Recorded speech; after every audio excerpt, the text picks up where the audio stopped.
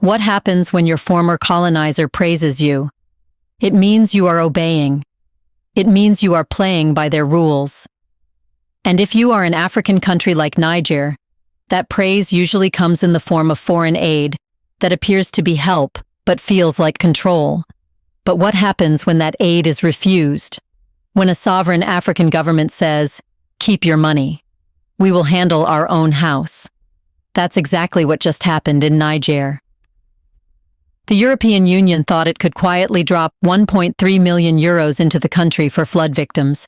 But instead of gratitude, they got the door slammed in their face. Now, their ambassador is on a plane home, recalled in embarrassment, as Niger's new military-led government exposes the real story behind the so-called humanitarian handout. So what really happened? Why did Niger reject money during a crisis? And what does this say about Africa's growing resistance to European manipulation? In this video, let's find out.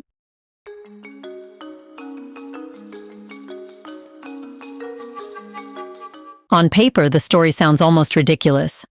A country hit by devastating floods turns down 1.3 million euros in aid. That country is Niger. The offer comes from the European Union.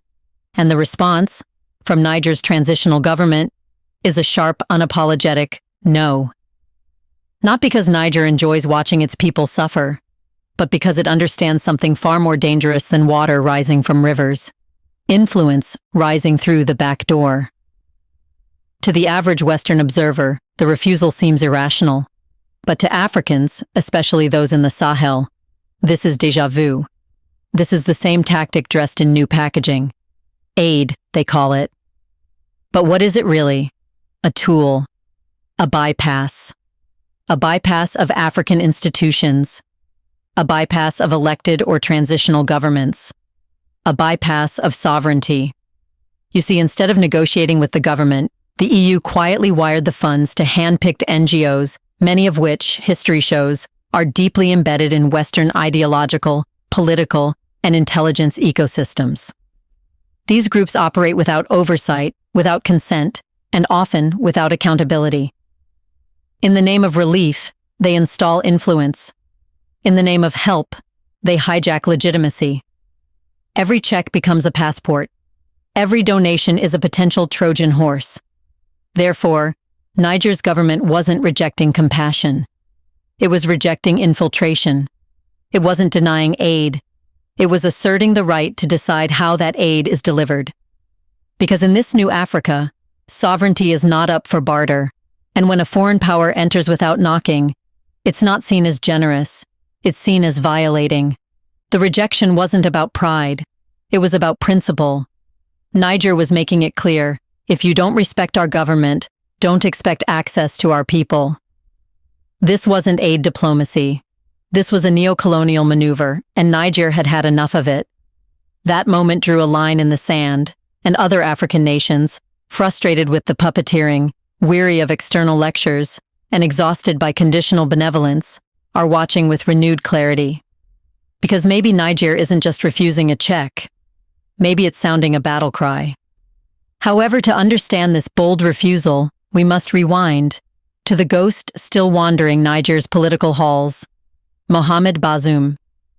To Europe, Bazoum was the poster child of African democracy, soft-spoken, compliant, and always ready for the next donor photo op. Under his leadership, Niger was wide open to Western military bases, open to sweetheart mining deals, open to development partnerships that looked more like extraction deals. The EU pledged 500 million euros in development assistance, and France gave another 120 million euros in just 1 year. But what did Niger get in return? Certainly not prosperity, not dignity, not control over their own land. What they got was uranium going out, poverty staying in, and foreign soldiers patrolling their soil as if they owned it. Niger was rich, but its people were poor. Bazoum kept smiling, Brussels kept clapping, and when the military overthrew him in July 2023, the West didn't just lose a friend, they lost their proxy. The junta, led by General Abdurrahmane Chiani, wasn't interested in playing houseboy. They weren't trained in cocktail diplomacy. They were trained to defend. And that's what they did. They kicked out French troops. They defied the IMF. They ended the game. The West called it a coup. Niger called it course correction. So when the EU tried to send aid in 2025, 2 years after declaring Niger illegitimate, the junta didn't forget. Because this was not a case of neighborly concern. This was the same old master returning through the servant's entrance. Was the 1.3 million euros a lifeline? Or was it an attempt to resurrect Bazoum's ghost by financing NGOs, media partners, and community gatekeepers loyal to the old regime?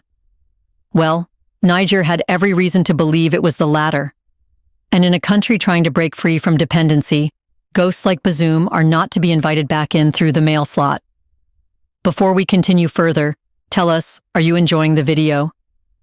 If yes, please like and share the video and subscribe to our channel to watch more videos on Black Africa. Let's continue now. Here's where the insult transforms into outrage.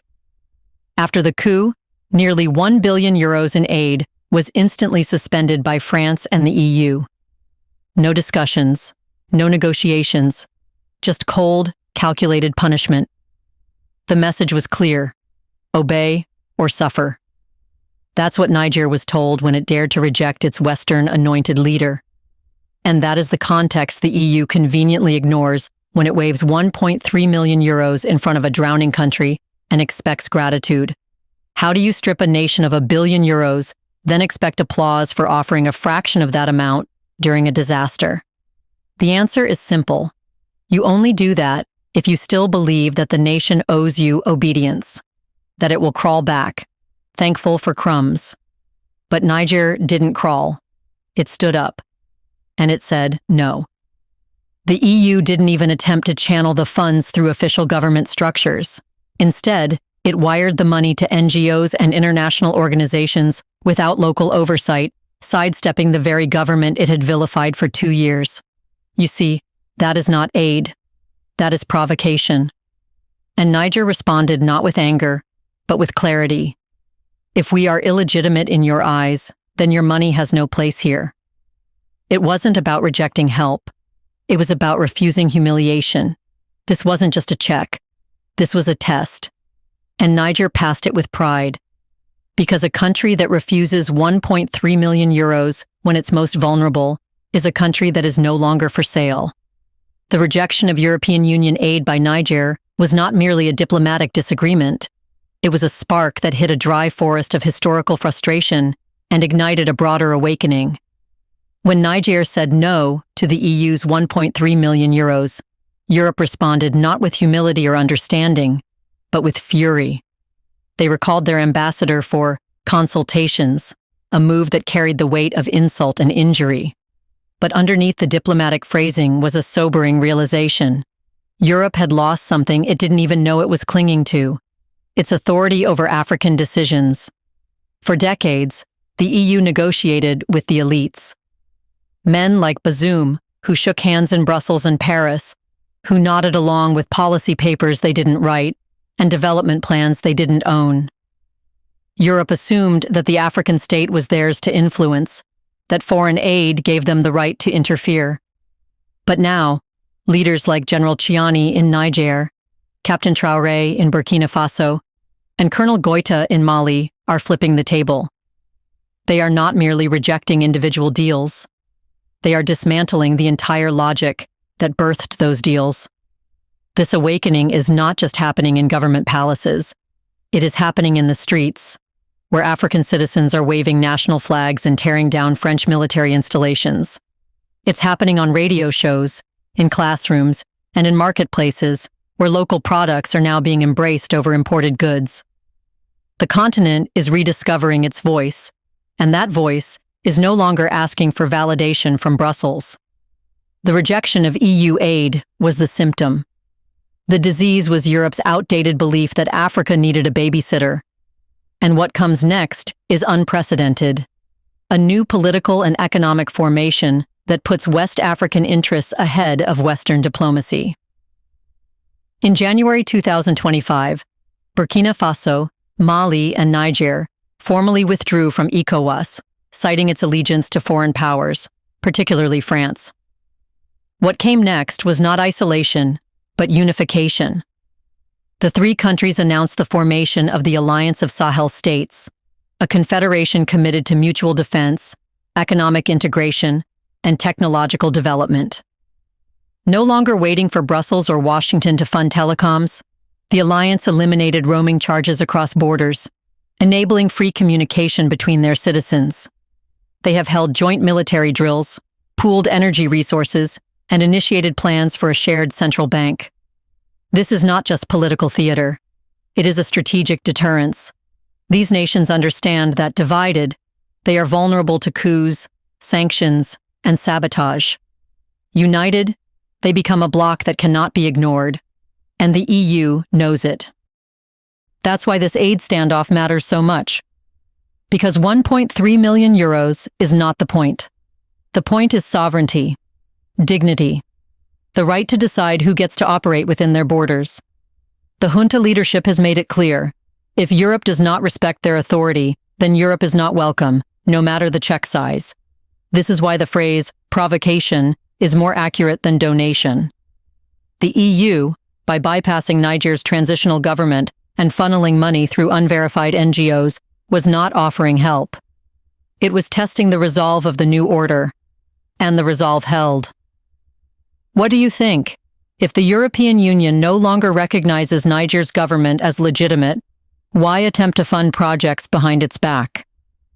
Isn't it true that the Western countries never care about the people of Africa, and they offer aid just to get control and influence? In the comment section below, share your thoughts on what if more African countries reject Western aid, which is actually peanuts compared to what the West stole from Africa. Do you want to watch more videos like this one? If yes, subscribe to our channel and press the bell icon next to it.